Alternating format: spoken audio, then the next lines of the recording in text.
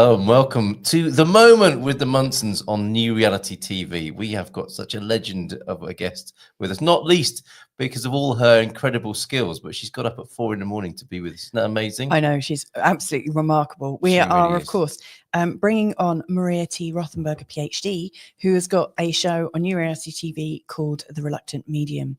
And, you know, there's no reluctance to her this morning at 4 a.m. No, nothing reluctant about getting up at crack of dawn, before dawn, way before dawn. Yeah. Now, I have a feeling we're going to want to really ask her lots of things. I know she's going to be leading us in a lovely, short, sweet, heart math kind of relaxation connection. So let's bring her on rather than talk too much about her.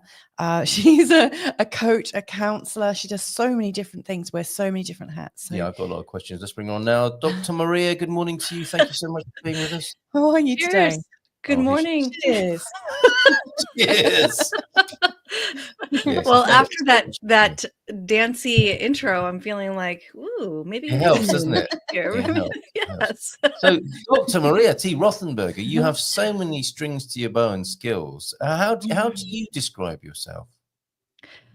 You know, it's interesting. Somebody just said to me, this sounds a little morbid, but we were talking about the end of life stuff. Mm-hmm. And I said, you know, kind of what I want on my tombstone, if you will, is she made a difference. That's all I want. Yeah. All I want. Nice.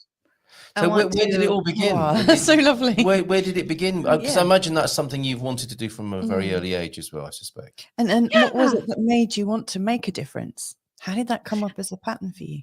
Gosh, I don't know if this is past life stuff or I don't know, but I've always, well, I'll put it this way. In third grade, I noticed people came to me when they had struggles or they needed to release something from their energy. You know, they needed to speak to somebody. And I thought, I think I just need to be a therapist. And so from third grade on, I knew I was going to be a psychotherapist because I wanted to help people. Mm-hmm. Bottom line, there are many, many, many, many ways to help people. But for some reason, I just felt like people were naturally drawn to me to talk about stuff. And so I chose that career. And then it's evolved from there into things that I didn't want to do, which is psychic mediumship. I did not ask that. Handle comes from. Oh gosh, yes, yes, yeah. I'm a very grounded, sciencey kind of person, and I'm Taurus. Thank you, Taurus. Mm-hmm. And so when psychic mediumship came along, it was rather bewildering and frightening. Actually, it was really scary, and I didn't know what to do with it. I thought I was psychotic, honestly. Did you? But then, you know, evidence, if one can call it that, and I do, came around that supported that this was real. And I have actually a big book of evidence behind me because I still can't believe it's real. I'm still reluctant. It's like, no. Could you tell us a bit more about that then, how that occurred? So it sounds like you're in a fairly mainstream world of psychotherapy, is that right? Yes. And then the mediumship aspect came in out of nowhere, perhaps. Could you elaborate on that? Yeah, it did come out of nowhere. I'm not one of those folks that saw, you know, dead people when I was little or anything like that. I was always very sensitive, but I didn't have that experience. And so, I specialize in fertility struggles in the mental health world. And I was working with somebody who had unfortunately lost her twins in utero. And I was just doing normal grief work, you know, with her. And all of a sudden, her twins came into my awareness. And what's happening here? You know, I don't understand what's happening here. And this is when I thought something is up with my brain. I don't know what's going on. This is so crazy and weird. And they were just talking to me and saying I had to tell their mother that they were there and why they had to pass, and they wanted to talk to her. And I just ignored it. And I went home and they began messing with my electronics in the car. They were messing with things in my house. They were just telling me we're here constantly. Wow. For a few weeks. And then I ended up they just were chatting with me the next time that I was talking to their mom, and I just couldn't concentrate. I just couldn't do it. And so I paused and I said, "How open are you to this person?" And she said, "I'm very open." And I said, "I'm going to pause therapy for now. This part is not therapy. Yeah. This is what's happening." And so I told her what was going on, and they were telling me things I couldn't possibly know. They described details around a memorial that they had for them in their home, a shelf with these teddy bears on them, on it. She said, "Oh my gosh," she described the teddy bears, and I was like, "That's exactly what I'm seeing." So doorbells ringing in the middle of the night. So they were talking about these things that I couldn't know, that she wouldn't have told me. And I saw transformation and healing in her in a way that I don't know that I could have done with traditional psychotherapy. And Yes. yeah, so I do what any psychotherapist does, and I did nothing with that for like 7 years. I didn't do anything with that. I But just how was? Can I ask how that was received by the mum in question there? I mean, it was by the sound of it a great relief. A great bravery on your part to share that and to know how to do that. How was it received? Yeah. Oh, I didn't know how to do it. I was crying. Yeah, I bet. Yeah. Yes. I was like, "I'm so sorry. This is so not I'm just feeling all their emotion." And I think that made it even more real for her. Yes. And she was rightfully so skeptical, what? But then I started saying these things. "Hey, you had a conversation with your husband about XYZ." And she's like, "What? How could you know that?" So I said, "Look, she's like, "How do you know that?" I said, "I don't. They're telling me to tell you this. And I don't know how to maneuver around this." I was completely unskilled, had no idea what I was doing. I was simply relaying the information. And she brought her husband back a couple of sessions, and they healed together through talking with these babies. Yeah. Beautiful. That's incredible. That is amazing, because that must have been quite an extraordinary conversation for her to have with him, having gone home from that session with you. I imagine it's really hard because I think often in couples you grieve differently, don't you? And I think if you're the partner that wants a bit of support and your husband's not there or can't because they're going through their own grieving process, that can feel really, really difficult. You said you let it rest for 7 years, Maria. Yes. I mean, during that time, I'm guessing there were little nudges. There were to ignore them. And how did you come back into it after 7 years? What was that process about? Yeah. Well, there were party tricks. That's what I would call it. I'm going to have a glass of wine and tell you that your Uncle Bob is here. That's it was just, it was fun. And a couple of times it really blew me away because they would say, "That's true. How do you know that?" And a few times people would pull out photos of the person that I was seeing. And I went, "Oh my God, this is crazy." But I'm seeing the younger version of them, but they have black hair here. Oh yeah, they did have black hair at one point. So I finally came to the realization when the whole world was burning down in 2020 that, you know what, everything's crazy. Let me just add in a little bit more crazy. And that's when I decided, I think that I need to do this. I think, well, also my grandmother on the other side was bossing me around. So I kind of felt like I didn't have a choice, but thanks, Grandma. Yeah. Thanks, Grandma. I ended up getting some mediumship training just to dip my toe in and see, is there actual skill here? And I found that there was, and just I was flabbergasted some more. And then I got some specific spirit baby mediumship training. And then July 2020, I came out. Right. Came out as, spirit baby medium. Yeah. And is it fair to say you haven't looked back? I mean, there is the word reluctant comes up, doesn't it? But this has been a major turning point for you, has it? Major turning point. Honestly, I'm shocked at how well received it is, even by my colleagues, to be honest with you. Oh, Um, okay. I was a little bit like this. Oh my gosh, this is what I do. And Mm. Mm. I have a sense that there are many, many psychotherapists and many, many other, Yes. window You're washers, for goodness sake, who Yes. are, psychic and mediums and just don't say anything. So, Well, you're definitely drawing them out today. And it's so funny because yeah. we've got Mother Mulberry's Tea Club. She's joining us from South Africa.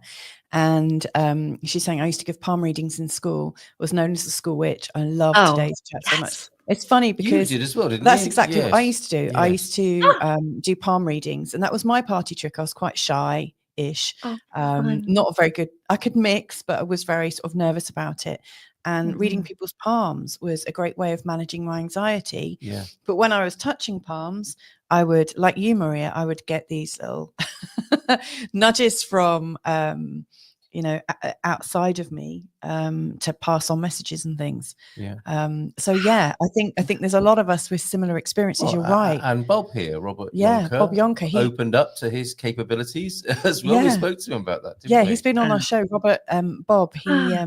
he channels music, healing music for people. Oh, gosh, Yeah. that's amazing.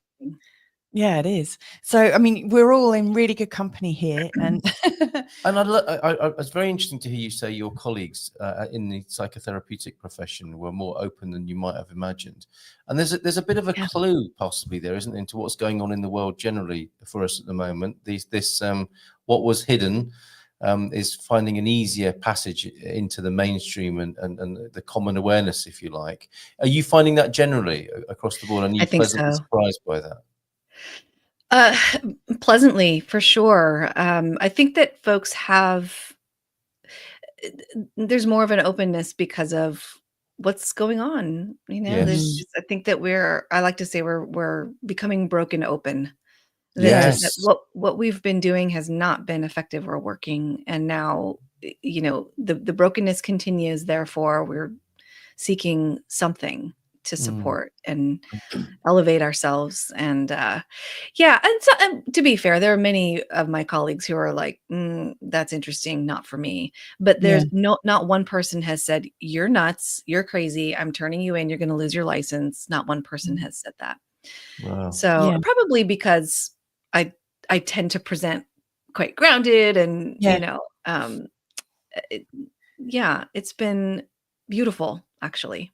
Oh, that's so lovely to hear, I and love. encouraging, I think, to other people as well. I really love what you said about like that we're broken open. I was speaking to Melissa Oatman, another presenter from New Reality TV yesterday, and she's written a book called Beautifully Broken. So there's this kind of continuing theme of, the beauty of what happens when we start to break apart all the things that we've held on to, because that's where the Yes. transformation is, I think. Yes. I've got so many questions. So have I. And we do have a little process. We mustn't forget that you're going to take us through a bit of a process today, which we're very grateful for. This is the moment. It's called the moment. And we like to have a moment with our guests, and you'll do that for us. But we do have lots. Yeah, go on. Yeah, I'd love to go first. I know you're a mum, aren't you? You've got, is that right? Because I've been looking at your website. So you've got 2 children, and I wonder how motherhood has changed your energies. Because for me, like you were talking about coming out, whilst I was always kind of connected behind the scenes, really becoming pregnant, and in that time leading up to pregnancy, I started to feel spirits around, like the babies, and would talk to my babies through pregnancy. But pregnancy and becoming a mum was a real catalyst for coming out into the world as an intuitive. How has that affected you? Oh gosh, such a good question. This is really fascinating because I was never pregnant. I adopted my 2 children. Oh, yeah. okay. But Yeah. this is interesting. When the fertility issues, right? So Yeah. this is why I was a specialist. I went through fertility Right. issues myself. And during that time, it was a really dark time, and I needed to do something to help myself. And I looked up different ways to help myself through mental health. And I found this, it's called MBSR, mindfulness-based stress reduction. through the University of Massachusetts here in the US. And I was so in a dark place. I sort of sarcastically said, "That's crap. That would never work for me." And I said, I'm gonna try anyway. I'll prove it wrong. That's what I'm gonna do, because I'm a determined Taurus. Yeah. So I began meditating for 30 minutes a day, and I promised I would do it for 90 days to prove it wrong. Lo and behold, I was a completely different person. And I market with, I used to live in New Jersey, and drivers there are absolutely insane. And I remember being cut off one time. Many times it's lots of expletives and gestures out the window, etc. And that one time, after about 90 days of meditating, someone cut me off, and I said, "Ooh, I hope he's okay." And that's how I knew that meditating worked. Yeah. So what happened with parenthood, impending parenthood, we decided to move into adoption. And instead of, I know that if I had tuned into the babies, I would have felt them. I was having dreams and I would write them down. I didn't know that was communication from babies. So I wrote down these dreams. They are exactly how they were in my dreams too. It's uncanny. That's so lovely. But for me, it would be external signs, especially numbers. The number 317 came up consistently, and I'm like, what is this? What is this? It was my husband at the time. It was his birthday, and so it was significant. But I would see it in gas prices and it just everywhere, football scores. And one day, I had a knowing that my son was going to come from South Korea. I just knew it. But the adoption agencies know you don't qualify for Korea. We have to go China. I'm like, okay, all right. I was filling out paperwork for China, but I knew he was coming from South Korea, and we were approved for adoption in December. And one day I was driving to work, and they had just told us you don't qualify for Korea. I was heartbroken. I was doing paperwork for China. I drove to work, and I noticed for the first time this Korean church on the corner of this, these two streets. And I'd passed it hundreds of times, but I looked at the address, and it was 317. And that chills all up my body. That was my sign. Not 4 months later, I got a call from the adoption agency. Okay, are you sitting? Because this is wild. Like, okay. I was hiking, actually. I was like, I'll find a rock. And I sat down.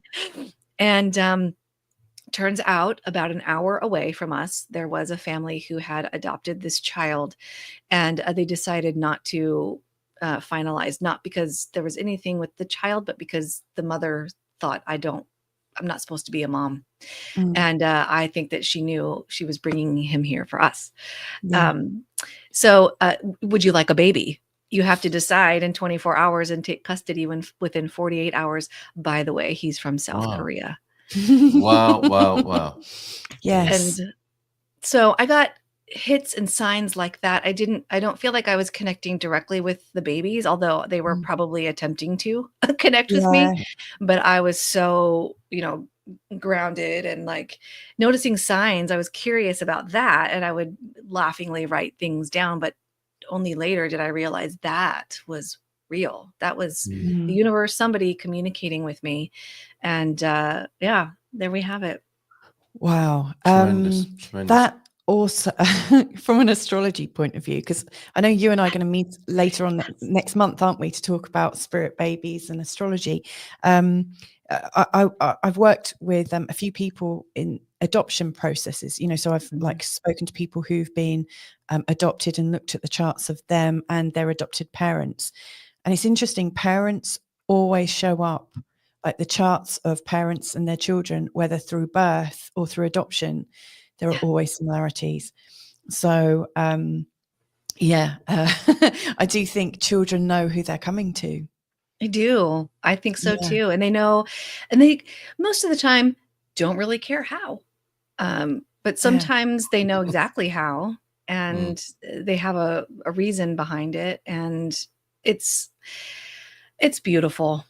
It's just beautiful. It is beautiful. So pleased to be having this chat with you today. And I'm aware we've only got about 10 minutes left of our show. We're here for 30 minutes every weekday for the moment.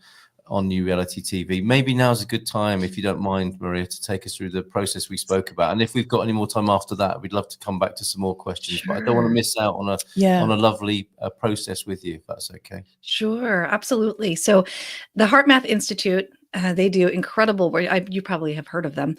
The HeartMath Institute does incredible work around the science of the heart and our ability to regulate and co-regulate with the electromagnetic field around ourselves and others. And this is a very simple technique called the quick coherence technique. In fact, I do it every single time before a reading, every single time. And I invite the person to do it with me, whether it's distance or in person. So how it works is that you regulate your breathing through the same number of counts out as the same number of counts in. I'd like to do the number 5. It really doesn't matter. You just want to make the in-breath and the out-breath the same. I personally put my hands on my heart and close my eyes. The idea is to be in your heart, is to act as if you are breathing in and out of your heart. And so doing that now, exhaling for 5, inhaling for 5, and repeating that a few times.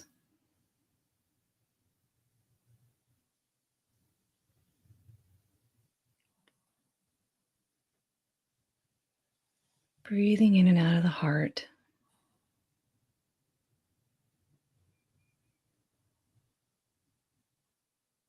And now, if you will, bring about an intentionally positive memory. This can be a content memory, a joyful memory, exhilaration, peace. I actually like to think of the day we adopted our puppy. He laid his sweet little head on my shoulder.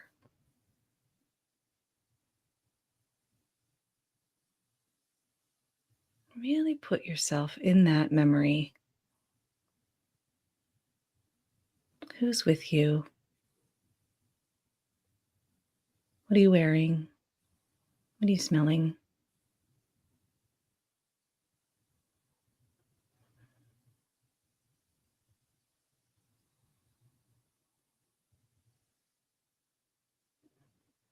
And this brings your heart into heart coherence.